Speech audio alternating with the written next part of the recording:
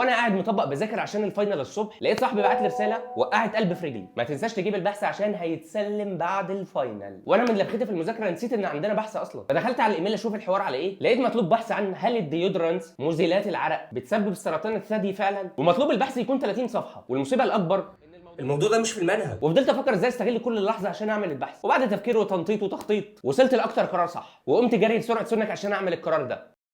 انا هعمل شاي. هو الشاي امال انت فاكر ايه؟ وده عشان قبل ما كوبايه الشاي اصلا تغلي هكون عملت البحث وخلصته ورفعته كمان، لان هستخدم احسن موقع اي متخصص في كتابه الابحاث الاكاديميه، سواء كليات علميه ادبيه ماستر دكتوراه. فعلقت على الشاي وقعدت على الكرسي وشمرت كمي وفتحت البي سي وفتحت الموقع، كتبت عنوان الموضوع، طلب مني ستايل الكتابه، اخترت تحليلي واخترت يكون 15000 كلمه عشان يجيب 30 صفحه، واخترت طريقه كتابه المراجع هارفارد، جاب لي عناوين الفقرات الرئيسيه عشان لو عايز اعدلها، وها هو البحث. اسكت؟ لا، قلت له عايزه PDF عشان اطبعه، وحرفيا الموقع عمل لي البحث 30 صفحه في 30 ثانيه قبل ما كوبايه الشاي تغلي. الموقع اسمه ايثور AI والرابط في البايو. ولو عايز توفر وقت وعايز احسن 10 نصايح بستخدمها مع الموقع عشان يديني احسن نتيجه في البحث في اسرع وقت، قول لي في كومنت وانا ابعتها لك. لايك فولو شير. كان معاكم هاني شاكر حسن شحاته، وهقوم اشوف الشاي بقى.